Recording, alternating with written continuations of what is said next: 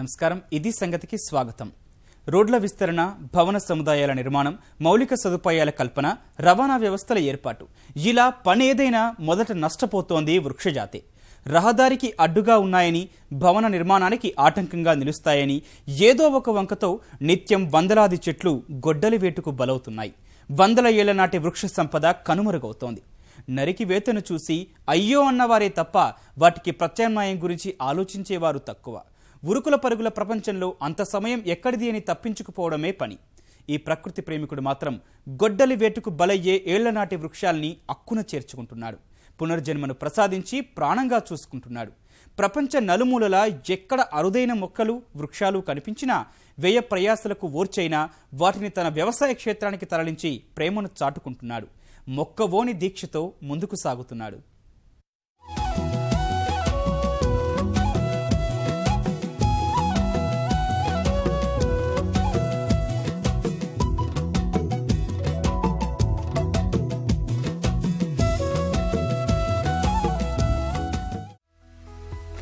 మానవ సంబంధాలకు తిలోదకాలిస్తున్న ప్రస్తుత తరుణంలో ఎంతసేపు తమ గురించి, తమ వారి గురించే తప్ప సమాజానికి ఉపయోగపడే పని చెయ్యాలి అనుకునేవారు చాలా తక్కువ.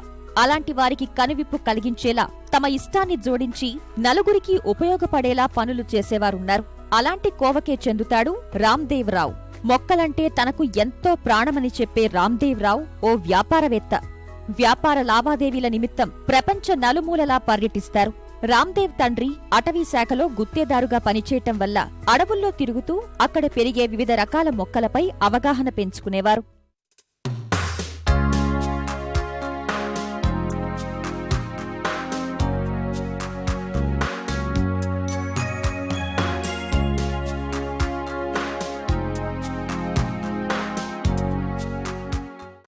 ఎక్కడికి వెళ్ళినా కూడా 50% ఆఫ్ నా టైంని నా రెగ్యులర్ బిజినెస్ కోసము, మిగతా టైంని బొటానికల్ గార్డెన్స్, తర్వాత వచ్చేసి నర్సరీస్ అవన్నీ విజిట్ చేసి చిన్న చిన్న మొక్కలు, గింజలు రేర్గా ఉండేటివి తీసుకొచ్చేసేసి బ్యాగ్లో తెచ్చేసి మా ఫామ్లో పెడుతుండేవాడిని. అలా మొదలై తర్వాత వ్యాపార రంగంలో స్థిరపడిన రామ్దేవ్ ఓవైపు ఆ వ్యవహారాలు చూసుకుంటూనే మరోవైపు అరుదైన మొక్కల సేకరణను అలవాటుగా మార్చుకున్నారు. వేల రకాల వృక్ష జాతులను సేకరిస్తూ వాటన్నింటినీ రంగారెడ్డి జిల్లాలోని తన వ్యవసాయ క్షేత్రంలో నాటుతున్నారు.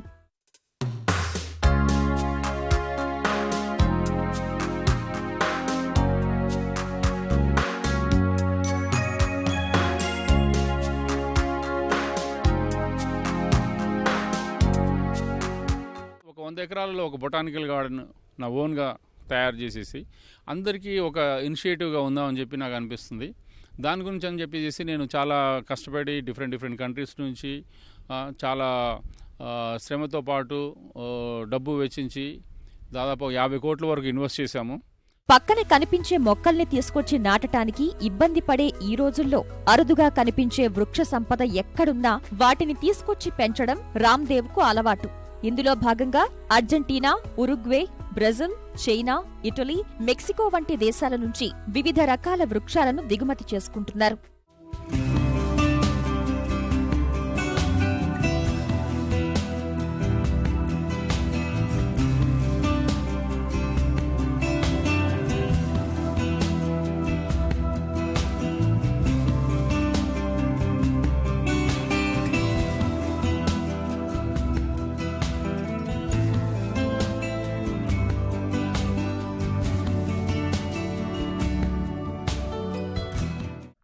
ఈ చెట్టు వచ్చేసేసి ఇటలీ నుంచి ఇంపోర్ట్ చేసామండి. ఇది దాదాపు 1200 సంవత్సరాల చెట్టు ఇది. ఈ చెట్టు వచ్చేసేసి ఆలివ్ చెట్టు. దీంట్లోంచే మనం ఆలివ్ ఆయిల్ తీస్తారు. ఇది వియత్నాం నుంచి తీసుకొచ్చిన చెట్టు అండి. ఇది చూడండి, ఇది ఒక రైతు వాళ్ళ పొలం గట్టు మీద పెంచుకున్నది. ఇది మామూలు చెట్టులాగా కాకుండా అతని క్రియేటివిటీని, అతని ఆర్ట్ని ఎక్స్ప్రెస్ చేయడానికి ఒక వింతగా ట్విస్ట్ చేశాడు. చైనా నుంచి ఇంపోర్ట్ చేసామండి. ఒక ట్రీ ఆర్టిస్టు దీన్ని డిజైన్ చేసి తయారు చేశాడు. ఇది చూడండి, ఇది అక్కడ ఒలింపిక్స్ జరిగినాయి. ఆ ఒలింపిక్స్ సందర్భంగా ఒలింపిక్స్ రింగ్స్ ఇక్కడ వేశాడు.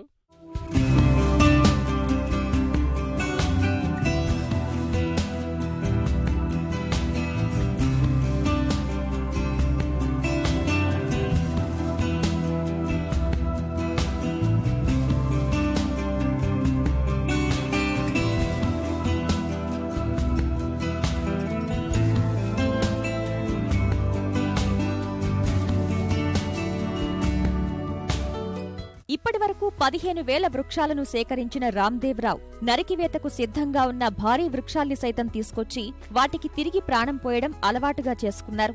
ఇటీవల అలాంటి ఒక విషయంతోనే వార్తల్లో నిలిచారు.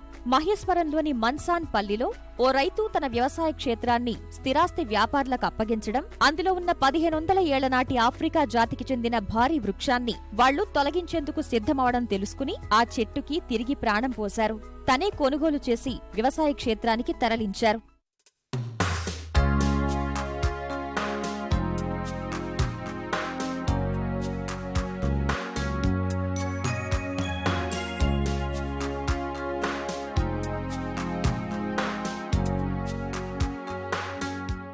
దానికి చాలా శ్రమపడి దాన్ని దాదాపు ఒక 6 రోజులు దాన్ని కొమ్మలు రిమూవ్ చేసి దాన్ని వేర్లు కట్ చేసేసి దానికి ట్రీట్మెంట్ చేసి కెమికల్ ట్రీట్మెంట్ చేసి చేయడానికి ఒక 6 days పట్టింది.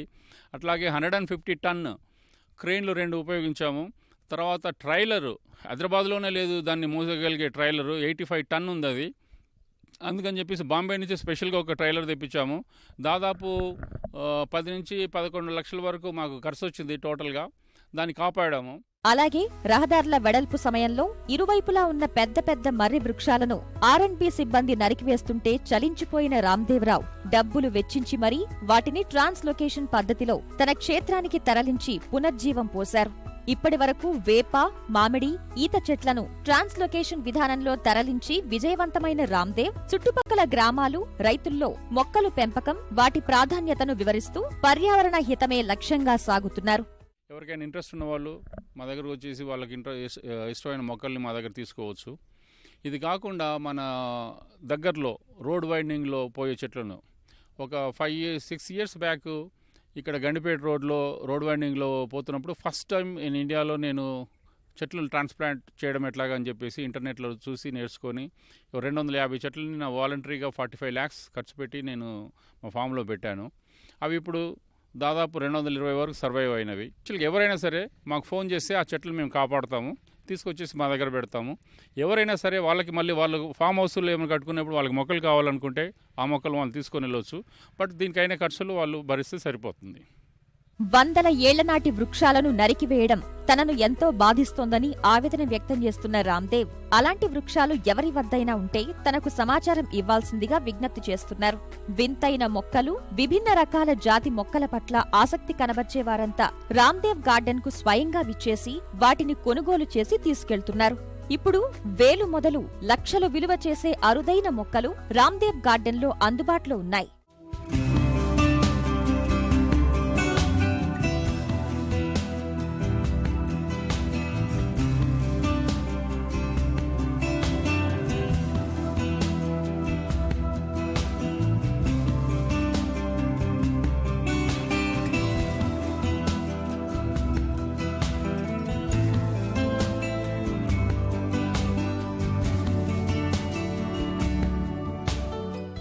యాక్చువల్గా ఒక ఫుల్లీ గ్రోన్ చెట్టు దాదాపు ఒక 100 సంవత్సరాలు లేకపోతే 50 సంవత్సరాలు ఉన్న చెట్టు, మంచిగా గుబురుగా ఉండే చెట్టు మనకి 60 లక్షల విలువ చేసే ఆక్సిజన్ని ఎవ్రీ ఇయర్ మనకి ఇస్తుంది. మనం దానికి ఇంత ఒక చెంబుడు నీళ్ళు కూడా పోయాల్సిన పని లేదు ఆ పెద్ద వృక్షమైన తర్వాత. అట్లాంటి విలువైన చెట్లను నరికి పారేస్తుంటే నాకు చాలా బాధ అనిపించింది. దాని గురించి అని చెప్పేసి నేను నా తాహతుకు తగ్గట్టుగా కొన్ని రేర్ మొక్కలను తీసుకొచ్చాను, మా ఫామ్లో పెట్టాను. మిగతా వాళ్ళని కూడా ఇనిషియేట్ అయ్యి ఇలాగ మొక్కల్ని కాపాడాలని చెప్పేసి నేను అంటున్నాను. ప్రపంచంలో ఎక్కడా లేని విధంగా దేశంలో బొటానికల్ గార్డెన్స్ ను తీర్చిదిద్దడం కోసం ఆయా రాష్ట్ర ప్రభుత్వాలు, ముఖ్యమంత్రులు, అధికారులు సహా ఎంతో మందిని రామ్దేవ్ సంప్రదించారు. అయినా ఎవరూ ఆసక్తి చూపకపోవడం వల్ల తనే ఆ దిశగా ముందడుగు వేశారు. 100 ఎకరాల్లో బొటానికల్ గార్డెన్ ఏర్పాటే లక్ష్యంగా పెట్టుకున్నారు. ఆయన ఇప్పటివరకు మొక్కల సేకరణ కోసం 50 కోట్ల వరకు ఖర్చు పెట్టారంటే ఆశ్చర్యం వేయక మానదు. తన లక్ష్యాన్ని సాధించడం కోసం మరో 50 కోట్లు వెచ్చించేందుకు సిద్ధంగా ఉన్నారు. వృక్షాలు నరికివేయడం ఎంత సులువో వాటిని కాపాడటం అంత కష్టం. ఈ విషయాన్ని పట్టించుకునేవారే కరవయ్యారని ఆవేదన వ్యక్తం చేస్తున్నారు రామ్దేవ్. ఒక్క ఊర్లో ఒక గ్రూపు వాళ్ళు 200 మహావృక్షాలను నరికేస్తున్నారు. ఒక్క మొక్క నాడదామని చెప్పేసి ఒకరికొకరు ఫీలింగ్ లేదు. ఇక్కడ ఎండాకాలంలో వచ్చేసి వర్షాలు లేక గత 2 సంవత్సరాల నుంచి ఒక్కొక్క రైతు 200 బోర్లు వేశారు మొత్తం ఈ ఊరు విలేజ్ మొత్తంలో. ఇవన్నీ వర్షాలు ఎందుకు లేకుండా పోతున్నాయంటే ఒకటే సింపుల్, ఇది వృక్ష సంపద లేక. ఇప్పుడు ఎడారి అయిన సిచ్యువేషన్లో ఉండడానికి ఇంకా ఎడారి అవుతుంది తప్ప దాని గురించి ఇంకా ఇదే సిచ్యువేషన్ లేదు. రామ్దేవ్ బొటానికల్ గార్డెన్లో 12 నుంచి 15 వేల వరకు చెట్లున్నాయి. ఇందులో దాదాపు 1000 రకాల వృక్ష జాతులున్నాయి. ఇవే కాకుండా మరిన్ని జాతులకు చెందినవి, వింతైనవి తీసుకువచ్చి నాటాలన్నది ఇతని ఆశయం. చూసేవారికి అదో దృశ్య కావ్యంలా కనిపించాలన్నది రామ్దేవ్ తాపత్రయం. ఇంపార్టెన్స్ ఎందుకు అనంటే, యాక్చువల్గా మనం వచ్చేసి అందరూ ఇక్కడ జూ అనేది కామన్ అయిపోయింది. యాక్చువల్గా మన స్టేట్లో దాదాపు అంటే మన 2 స్టేట్లు కలిపితే 5 జూలు ఉన్నాయి, కానీ ఒక్క బొటానికల్ గార్డెన్ లేదు. ఇప్పుడు జూకి వెళ్ళి మన విద్యార్థులు కానీ పెద్దలు కూడా జంతువులను చూసి ఎంజాయ్ చేస్తుంటారు. అట్లాగే చెట్లు కూడా అన్ని రకాల వింతైన చెట్లు ఉన్నాయి. అలాంటి వింతైన చెట్లు పెట్టి ఒక బొటానికల్ గార్డెన్ చేస్తే అందరికీ ఎడ్యుకేటివ్గా ఉంటుంది, మిగతా వాళ్ళకి ఇన్స్పిరేషన్గా ఉంటుంది. తర్వాత వచ్చేసి ఈ ఎన్విరాన్మెంట్కి హెల్ప్ చేసిన విధంగా ఉంటుంది. జంతు ప్రదర్శనశాలలు పెట్టినట్టే బొటానికల్ గార్డెన్స్ ఎందుకు ఏర్పాటు చేయకూడదని ప్రశ్నించే రామ్దేవ్, పండుగలు పబ్బాలకు ఇతరులకు మొక్కల్ని కానుకగా ఇవ్వడం కూడా అలవాటు చేసుకుంటే సమాజానికి మరింత మేలు చేసిన వారవుతారని అంటున్నారు. సంప్రదాయానికి భిన్నంగా ఇచ్చే ఇలాంటి బహుమతులు తీసుకున్నవారు కూడా వాటి వల్ల స్ఫూర్తి పొందుతారన్నది ఆయన ఉద్దేశం. దయచేసి ప్రతి ఒక్కరూ వాళ్ళ పుట్టినరోజు లేకపోతే వాళ్ళ ఇంట్లో ఎవరైనా పుట్టినరోజు ఎలాంటి ఏదైనా గుర్తుగా వాళ్ళ మంచి సిచ్యువేషన్కి, మంచి దీనికి, వాళ్ళకు జాబ్ వచ్చినప్పుడు ఒక జాబ్కి వచ్చిన ఆనందంలో ఒక చెట్టు నాటండి. వాళ్ళ పిల్లలు పుట్టినప్పుడు ఆనందంలో ఒక మొక్క నాటండి. పెళ్ళైనప్పుడు భార్యాభర్తలు 2 మొక్కల్ని దగ్గర పెట్టి పాతండి. ఆ గ్రోత్ని చూసి వాళ్ళే హ్యాపీగా ఫీల్ అవుతారు. ఈ విధంగా ప్రతి ఒక్కరూ వాళ్ళ జీవితాన్ని చెట్టుకి అనుబంధంగా పెంచుకోవడం బెటరు. అనుకున్న లక్ష్యాన్ని సాధించటం కోసం వ్యాపార నిర్వహణ బాధ్యతలు కూడా వేరే వారికి అప్పచెప్పి పూర్తిగా ఈ వైపే అంకితం కావాలని భావిస్తున్నారు రామ్దేవ్. చివరికి అసలు మీరు అందరూ నవ్వుతారేమో నాకు తెలీదు, బట్ మా ఫ్యామిలీలో మా వైఫ్కి మా పిల్లలకి చెప్పాను, వచ్చేసి ఇప్పుడు నేను చనిపోతే నన్ను భూమిలో పెట్టకండి, తర్వాత కట్టెలు పెట్టి కాల్చకండి, ఒక పెద్ద ట్రంక్ ఉన్న చెట్టు తీసేసి దానికి త్వర చేసి త్వరలో పెట్టండి నన్ను అని చెప్పాను. అంతగా నేను లవ్ చేస్తాను. దాన్ని బట్టి మీరు అర్థం చేసుకోవచ్చు చెట్లు అంటే నాకు ఎంత ఇష్టమో. మొక్కను పెంచుకోవాలంటే అందుకోసం చాలా సమయం వెచ్చించాలి, చాలా జాగ్రత్తగా చూసుకోవాలనుకునేవారు చాలా మంది. అయితే ఇంట్లో పెంపుడు జంతువుల కోసం ఉపయోగించే సమయం, వాటి కోసం పెట్టే ఖర్చు కన్నా ఓ మొక్క సంరక్షణకు చాలా తక్కువే అవుతుందంటారు రామ్దేవ్. తాత్కాలికంగా తోడుండే వాటి పట్ల శ్రద్ధ కనబర్చే మనుషులు జీవితాంతం మనకు అండగా ఉంటూ పర్యావరణ సమతుల్యతను కాపాడే చెట్టు విషయంలో ఎందుకు ఆసక్తి చూపరో అర్థం కాదంటారు. మానవాళి మనుగడ సాగించాలంటే పర్యావరణ పరిరక్షణ చేసి తీరాల్సిందేనని, ఇందుకోసం ప్రతి ఒక్కరూ మొక్కలు నాటి వాటిని సంరక్షించడమే మార్గమంటున్న ఇలాంటి వారి నుంచి అంతా నేర్చుకోవాల్సింది చాలా ఉంది. చెట్టే కదా నరికేస్తే పోలా అన్న విధ్వంసకాండకు ఇప్పటికే భారీ మూల్యం చెల్లిస్తున్నాం. పరిశ్రమలు, వాహనాల పొగతో కాలుష్యం పెరిగిపోతోంది. వృక్షాల సంఖ్య రోజురోజుకి బక్కచిక్కిపోతోంది. ఎంత కాలుష్యమని పీల్చుకోగలం? దాదాపుగా చేతులెత్తేయాల్సిన పరిస్థితి. ఉష్ణోగ్రతలు దారుణంగా పెరిగిపోతున్నాయి. అయినా ఏటికేటా నేలకూలుతున్న చెట్ల సంఖ్య అంతే ఉండటం లేదు. అడవులతో పాటే జీవజాతులు అంతరించిపోతున్నాయి. ఒక జీవి మాయమైతే దాన్నే నమ్ముకొని బతికే మరో జాతి సంక్షోభంలో పడుతుంది. ప్రకృతిలో సమతౌల్యం దెబ్బతింటోంది. ఆ కనీస స్పృహ కూడా లోపించిన అభివృద్ధి నమూనాలతో మొదటికే మోసం తెచ్చుకుంటున్నాం. చెట్టును చెట్టుగా బతకనివ్వని పాపానికి చేతులారా పర్యావరణాన్ని పనంగా పెడుతున్నాం. మరి కావాలి అనుకుంటే ఆ అవస్థకు అడ్డుకట్ట వేయలేమా? ఎందుకు వేయలేమంటూ పరిష్కారం చూపుతోంది చెట్లను తిరిగి నాటే ఈ ప్రక్రియ.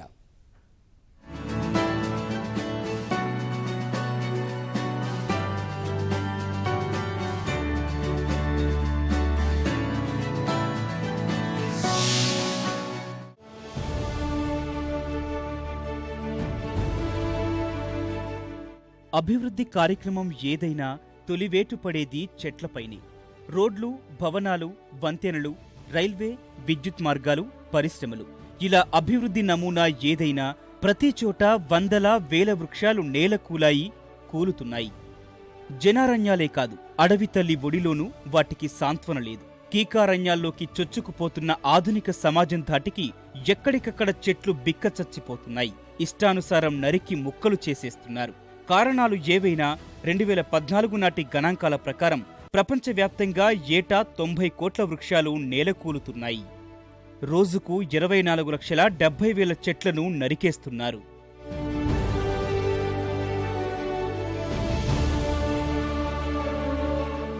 మన దేశవ్యాప్తంగానూ అదే పరిస్థితి. తక్కువగా చూసుకున్న అభివృద్ధి అవసరాల పేరు చెప్పి రోజుకు 15,000 వరకు చెట్లను తొలగిస్తున్నారు. ఏ కార్యక్రమానికి ఓం ప్రదమంటూ కొబ్బరికాయ కొట్టినా తర్వాతి క్షణం వేటు పడుతోంది పచ్చని చెట్ల మీదే. ఉదాహరణకు దేశ రాజధాని ఢిల్లీ మెట్రోనే తీసుకుంటే 2 దశల్లో విస్తరణ పేరిట 34,000 చెట్లు నేలకొరిగాయి. 3వ దశ కోసం మొత్తం 11,000 వరకు చెట్లు తొలగిస్తున్నారు. దేశవ్యాప్తంగా కనీసం 33% ఉండాల్సిన పచ్చదనం 21%కే పరిమితం కావడంలో ఇలాంటి ఎన్నో స్వయంకృతాపరాధాలు. చెట్టు కనపడ్డం పాపమన్నట్లు నరికేస్తున్న ఈ విధ్వంసకాండ ఫలితంగానే ముఖ్యంగా నగరాల్లో పచ్చదనం జాడ లేకుండా పోతోంది. కాంక్రీటు అరణ్యాలు కుతకుతా ఉడికిపోతున్నాయి.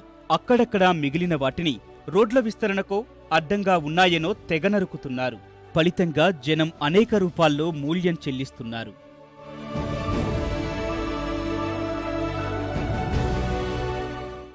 నిజానికి అంత విధ్వంసం అవసరమా అన్న ప్రశ్నకు ఏ ఒక్కరి వద్ద సూటి సమాధానం కనిపించదు.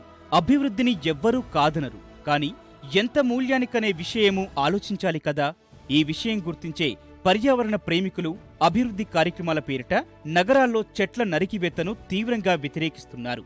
ఢిల్లీ అయినా, ముంబై అయినా, బెంగళూరు, చెన్నై, హైదరాబాద్ ఇలా ఏ నగరమైనా చెట్లను కొట్టొద్దని ఆందోళన బాట పడుతున్న ఉదంతాలు కోకొల్లలు. ప్రస్తుతం హైదరాబాద్ కేబీఆర్ పార్క్ కేంద్రంగా కూడా ఇదే తరహా ఆందోళనలు జరుగుతున్నాయి. స్ట్రాటజిక్ రోడ్ డెవలప్మెంట్ పై వ్యతిరేకతకు అదే కారణం. ప్రస్తుతం ఆ విషయంపై హైకోర్టులో కేసులు కూడా నడుస్తున్నాయి.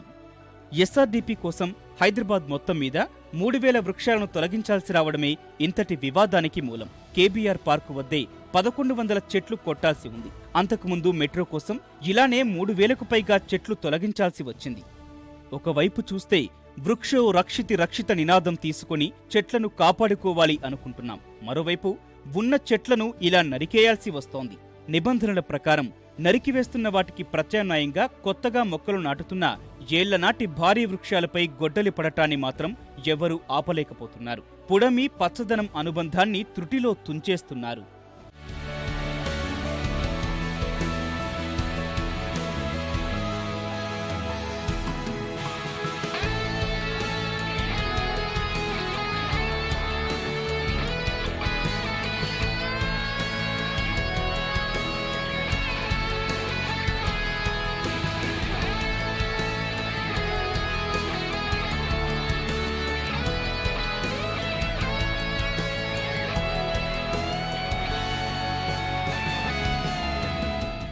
సమస్యకు మొత్తంగా కాకపోయినా కొంత పరిష్కారం చూపిస్తోంది ట్రీ ట్రాన్స్ప్లాంటేషన్.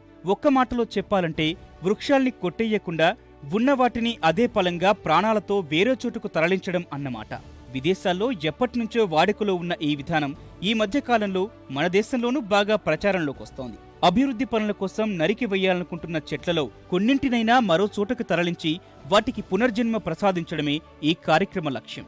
100 ఏళ్ల వయసుతో వారసత్వ సంపదగా మిగిలిన అపురూప వృక్షాలను భవిష్యత్ తరాలకు ప్రాణాలతో ఉంచడానికి ఇది ఎంతో ఉపయోగపడుతుంది.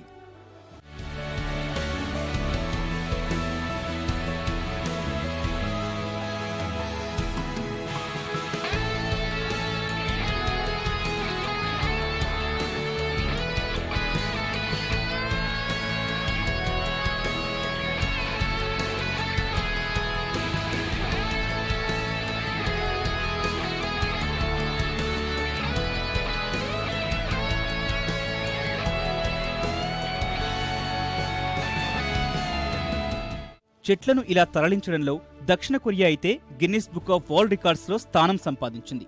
750 సంవత్సరాల వయసున్న ఓ భారీ వృక్షాన్ని ఉన్న చోట నుంచి మరో చోటకి సురక్షితంగా మార్పిడి చేశారు. 29 మీటర్ల ఎత్తు, 33 మీటర్ల వెడల్పు, 1250 మెట్రిక్ టన్నుల బరువు, 13 మీటర్ల పొడవైన మొదలు గల భారీ వృక్షాన్ని కాపాడుకున్నారు. దక్షిణ కొరియాలోని కయింగ్బక్ ప్రాంతంలోని ఈ చెట్టు ఉండేది. అక్కడ భారీ జలాశయం ఇంహా నిర్మించాల్సి రావడం వల్ల అది మునిగిపోయే ముప్పు ఏర్పడింది. ఆ వారసత్వ సంపదను వదులుకోలేక తరలింపు విధానాన్ని ఆశ్రయించారు. అయితే చెట్టు మరీ పెద్దది కావడం వల్ల సంక్లిష్టతలు అధిగమించడానికి దాదాపు 4 ఏళ్లు కష్టపడ్డారు. 1990లో మొదలుపెట్టిన ఈ పని 1994కి పూర్తయింది. ఒక చెట్టును కాపాడుకోవడానికి పడిన ఈ సుదీర్ఘమైన శ్రమకే గిన్నిస్ బుక్లో స్థానం లభించింది. 2014లో అమెరికాలోని హ్యూస్టన్ నగరంలో అయితే ఏకంగా ఒక ఉద్యానవనం మొత్తం ఇలా వేరే చోటకు తరలించారు. 5.9 ఎకరాల్లో ఉన్న లెవీ పార్క్లోని 8 భారీ ఓక్ వృక్షాలను కొత్త స్థానాల్లో పదిలంగా నాటారు. పిల్లల పార్కుని మరింతగా అభివృద్ధి చేయడం కోసం 40 నుంచి 70 ఏళ్ల వయసున్న ఆ చెట్లను కొట్టేయడానికి మనసు రాక అలా వాటిని వేరే చోటకు తరలించారు.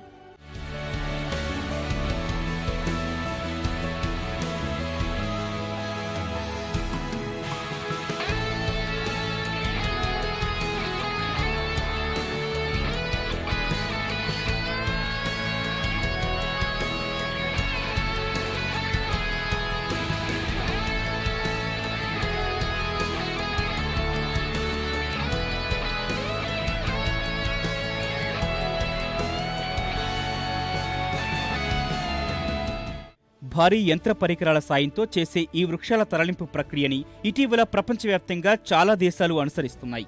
అత్యంత శాస్త్రీయ పద్ధతుల్లో చేపట్టే ఈ విధానంలో శిక్షణ కోసం ప్రభుత్వాలు ప్రత్యేక శిక్షణా సంస్థలను ఏర్పాటు చేశాయి.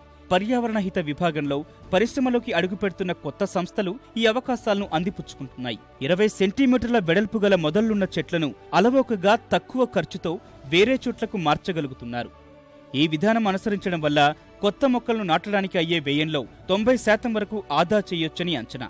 మొదట వర్షాకాలానికి ముందు మాత్రమే చేసే ఈ ప్రక్రియను ఇటీవల ఏడాదిలో ఎప్పుడైనా చేపట్టే సాంకేతికతలను తీసుకొని వచ్చారు.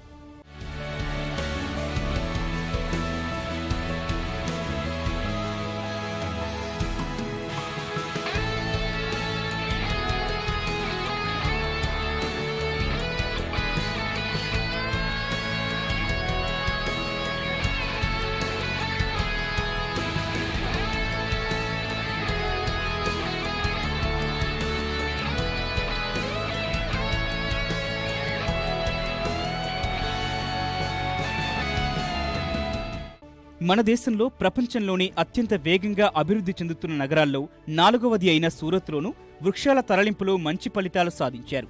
మరెక్కడా జరగని విధంగా దాదాపు 5,000 వృక్షాలను ఉన్న చోట నుంచి తీసి వేరే చోట నాటారు. వాటిల్లో 90% ప్రాణాలతో నిలిచాయి. ఆ వృక్షజాతులు తరలించినా తట్టుకునేవి కావడం వల్ల వారికి మరికొంత సహకారం అందినట్లయింది. అడుగు నుంచి 3.5 అడుగుల మొదళ్లు గల వృక్షాలను శాస్త్రీయ పద్ధతిలో పెకలించి వేరే చోట నాటారు. కొమ్మలు, వేళ్లు కొంతవరకు తొలగించి సులువుగా వాటిని మార్చగలిగారు. రవాణా సమయంలో దెబ్బలు తగలకుండా, వేళ్లు బయటపడకుండా జాగ్రత్తలు తీసుకున్నారు. నరేంద్ర మోదీ గుజరాత్ ముఖ్యమంత్రిగా ఉన్న సమయంలో చెట్లను తరలించే విధానాలపై దృష్టి సారించారు. ఆయన సూచన మేరకు అవగాహన కార్యక్రమాలు చేపట్టారు. వృక్షాలను సామాజిక ఆస్తులుగా పరిగణించి కాపాడుకోవాలనే నినాదాన్ని ప్రజల్లోకి తీసుకుని వెళ్లారు. ఫలితంగా కొన్ని వేల వృక్షాలు కాపాడగలిగారు. గరిష్టంగా 90 సెంటీమీటర్ల వెడల్పాటి మొదళ్లు గల చెట్లను తరలించడానికి ఏర్పాట్లు చేశారు. వాటిలో 85% విజయవంతంగా ప్రాణాలతో నిలుస్తున్నాయి.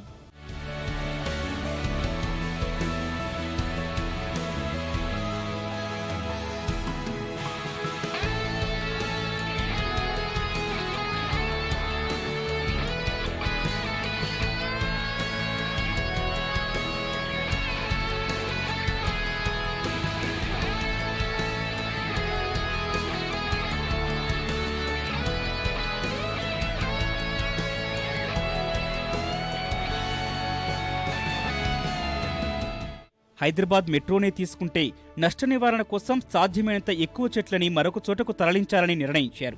నాగోల్, మెట్టుగూడ, మియాపూర్, అమీర్పేట్ మార్గాలకు సంబంధించి 1551 చెట్లు తొలగించాల్సి ఉంటే 389 చెట్లను అటవీశాఖ అనుమతి తీసుకుని వేరే ప్రాంతాలకు తరలించారు. వాటిల్లో చాలా వరకు రవి, మర్రి, కానుగ జాతులకు చెందినవి. మొత్తంగా 2000 వరకు వృక్షాల్ని వివిధ ప్రాంతాలకు తీసుకెళ్లి నాటారు. ఇప్పుడు అదే బాటలో కేబీఆర్ పార్క్ వద్ద చెట్లు కూడా పూర్తిగా వేరొక చోటకు తరలించి నాటడం కోసం బల్దియా కసరత్తు చేస్తోంది. ఈ ఫలితాలు చూసే పర్యావరణ అనుమతుల్లో వేగం పెంచేందుకు కేంద్ర ప్రభుత్వం రహదారుల ఒప్పందాల్లో వృక్షాల తరలింపు నిబంధన తప్పనిసరి చేసే ఆలోచనలో ఉంది. అది అమల్లోకి వస్తే గుత్తేదారు సాధ్యమైనన్ని ఎక్కువ వృక్షాలను వేరే చోటకు తరలించి నాటాల్సి ఉంటుంది. 30,000 కోట్ల రూపాయలకు సంబంధించిన రహదారి ప్రాజెక్టుల పర్యావరణ అనుమతులు పెండింగ్లో ఉన్నాయి. అవన్నీ త్వరితగతిన ఆమోదం పొందడానికి ఇదే మేలైన మార్గమని భావిస్తున్నారు. అందుకోసం మొత్తం ప్రక్రియను పర్యవేక్షించేందుకు ఢిల్లీలోని ట్రాన్స్పోర్ట్ భవన్లో ప్రత్యేక హరిత విభాగం ఏర్పాటు చేసే ఆలోచనలో ఉన్నారు. ఇందుకు కావాల్సిన సాంకేతిక పరిజ్ఞానాన్ని కెనడా నుంచి దిగుమతి చేసుకోవాలని నిర్ణయించారు. ఆ నిబంధనలు అమల్లోకొస్తే గుత్తేదారులు వృక్షాల తరలింపు కోసం ప్రత్యేక బడ్జెట్ కేటాయించాల్సి ఉంటుంది. ప్రాజెక్టు వ్యయంలో 1% పచ్చదనం కోసం వెచ్చించాలి. ఈ విధానంలో ఎవరికి వారు వ్యక్తిగతంగా కూడా తాము ప్రేమించే వృక్షాలను అనవసరంగా నరికివేయకుండా మరొక చోటకు తరలించి కాపాడుకోవచ్చు. కాస్తంత ఖర్చుతో కూడుకున్న అంశమైన ఆ చెట్ల చల్లనీడ, వాటి అనుబంధం అందించే అనుభూతులతో పోల్చుకుంటే అదేమంత పరిగణలోకి తీసుకోవాల్సిన విషయం కాదు. ఇది సంగతి. మరిన్ని విభిన్న అంశాలతో మరో ఇది సంగతిలో మళ్ళీ కలుద్దాం. నమస్కారం.